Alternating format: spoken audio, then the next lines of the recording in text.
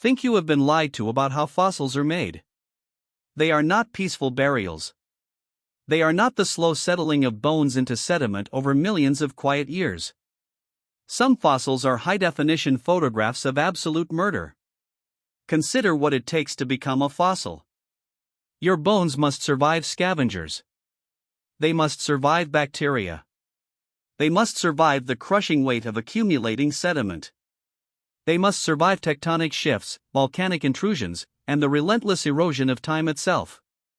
The odds of a single bone making it through this gauntlet, 1 in 1 billion. So finding two apex predators permanently locked together in a death grip is not just rare. It violates statistical reality entirely. In the American Midwest, paleontologists uncovered something that should not mathematically exist. Two Columbian mammoths, each weighing 10 tons, their shattered tusks permanently interlocked. Frozen in a death spiral neither could escape. And beneath them? A coyote. Crushed flat. Not a single organism survived. How? We will return to this crime scene. But first, consider what was happening 147 million years earlier.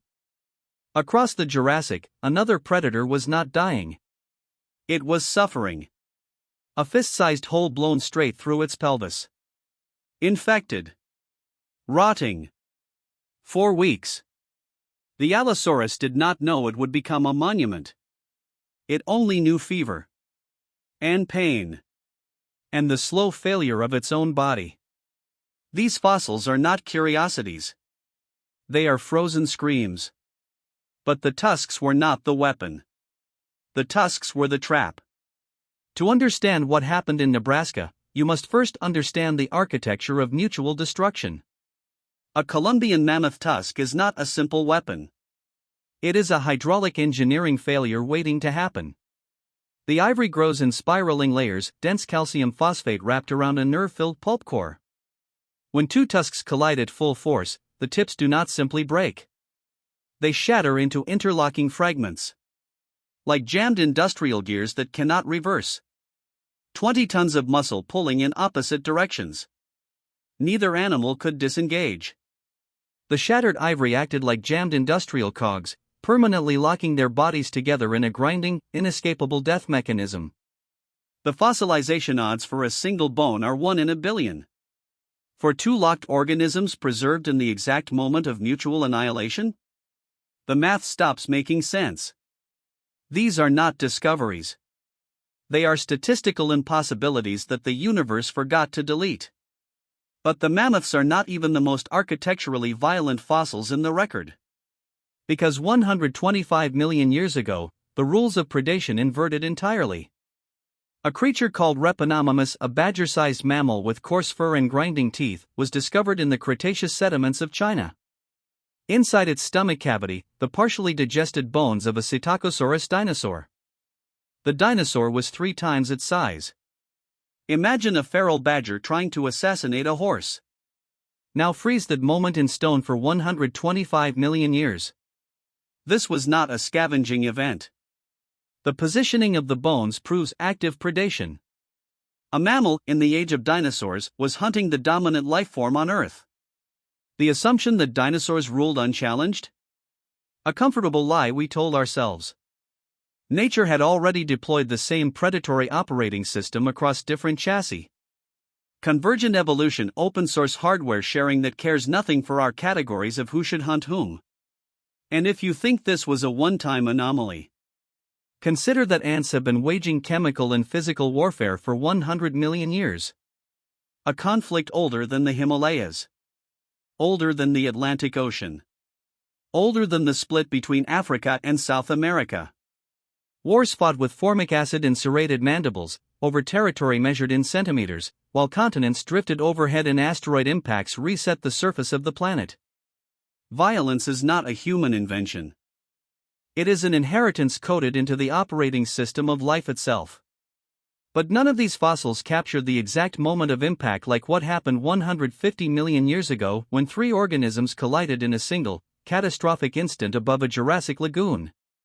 A Rhamphorhynchus pterosaur wingspan of 1 meter, hollow bones designed for flight skimming the surface of still water. It spotted a leptolepid's fish. Small. Easy prey. The pterosaur dove. What it did not see was the Aspidorhynchus rising from below. This was not a fish. It was a living, supersonic missile.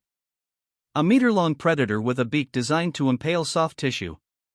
It struck from beneath at the exact moment the pterosaur's jaws closed on its target. The Aspidorhynchus drove its cranial hardware so violently into the pterosaur's wing membrane that its teeth permanently fused with the fibrous tissue. Microscopic interlocking of enamel and leathery membrane. 3 organisms, 2 predators and their shared prey locked in a matrix of aerodynamic and hydrodynamic catastrophe. All 3 drowned together. All 3 fossilized together. A photograph of collision preserved for 150 million years against odds that should not exist in any rational universe. Now returned to Nebraska. The mammoths died the same way, not from wounds but from structural failure. Their tusks, shattered from impact, interlocked like jammed industrial cogs. 20 tons of muscle pulling in opposite directions achieved nothing. The system could not reverse. They collapsed together, a grinding biological machine that could not escape itself. The coyote beneath them was not hunted. It was not prey. It was collateral geology, a creature that simply existed in the wrong coordinates when 20 tons of locked, dying flesh collapsed onto prehistoric soil. Wrong place. Wrong time. On a scale so absurd it feels scripted by a universe with a dark sense of humor. Nobody survived. And somehow, improbably, permanently, the Earth remembered. The collision was not what killed them. What killed them was what happened after, when the Earth itself decided to become the archivist. The environment does not care about suffering. It only cares about pressure. And time. And the slow accumulation of mineral-rich sediment. When the mammoths fell, their bodies began the process of dissolution. Scavengers took what they could. Bacteria claimed the soft tissue. But the sediment was faster. Fine-grained silt, carried by seasonal floods, buried the interlocked skeletons before they could separate. Before the tusks could rot free. Before the evidence could scatter across the plains and vanish into the topsoil. This is not preservation. It is entombment. It is the geology itself reaching up and sealing the crime scene in stone.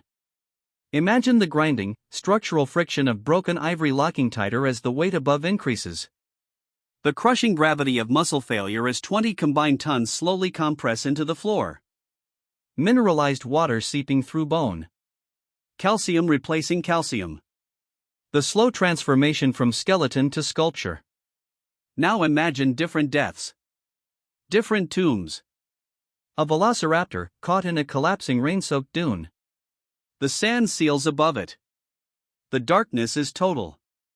There is no air to scream. Only the frantic slashing of sickle claws against a wall that will not yield. The granules fill its nostrils, its throat, its lungs. Then stillness. Then 75 million years of silence.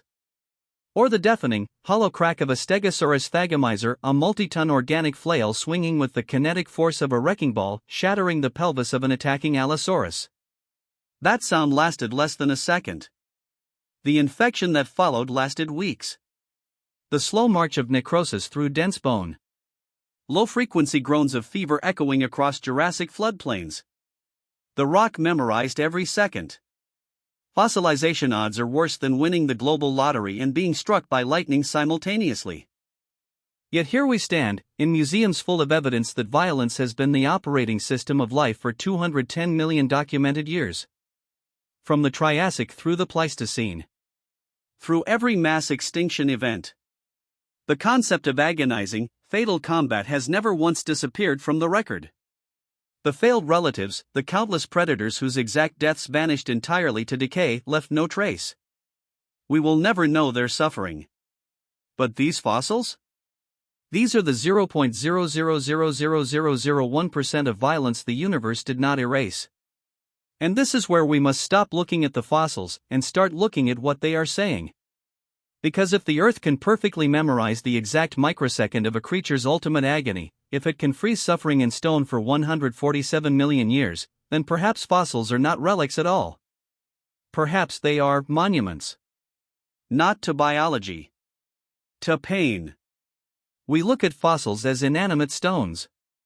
Museum centerpieces arranged behind glass for casual observation. But they are not objects.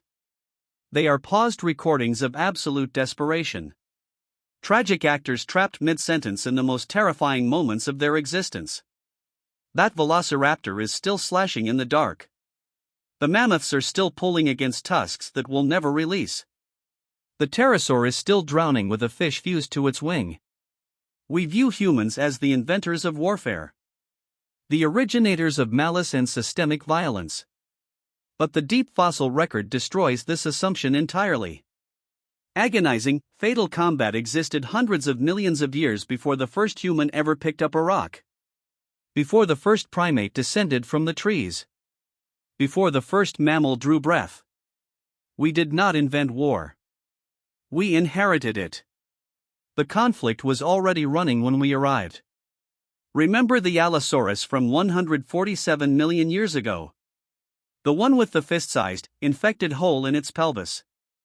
At the beginning, it was a gruesome oddity. A medical footnote in the catalogue of prehistoric violence.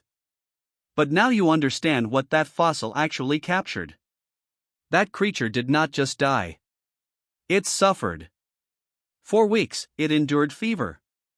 Every step sent shockwaves of agony through its failing body. Starvation set in as it could no longer hunt. The infection spread through dense pelvic bone, liquefying tissue, rotting the creature from the inside while its heart still beat. And the rock, indifferent, eternal, memorized every second of it. Deep time is not just a record of biology. It is a silent museum of forgotten agony, perfectly captured by stone that does not care. The mammoths. The pterosaur. The velociraptor clawing in darkness. The Allosaurus rotting alive. These are not specimens. They are warnings. Proof that the universe has always operated as a zero-sum war. That nature does not negotiate. That suffering is not a bug in the system, it is the system itself, running exactly as designed. And now, the question you cannot escape. If the Earth can perfectly memorize the exact microsecond of a creature's ultimate agony, what echo of our own violence will the rocks remember in 100 million years?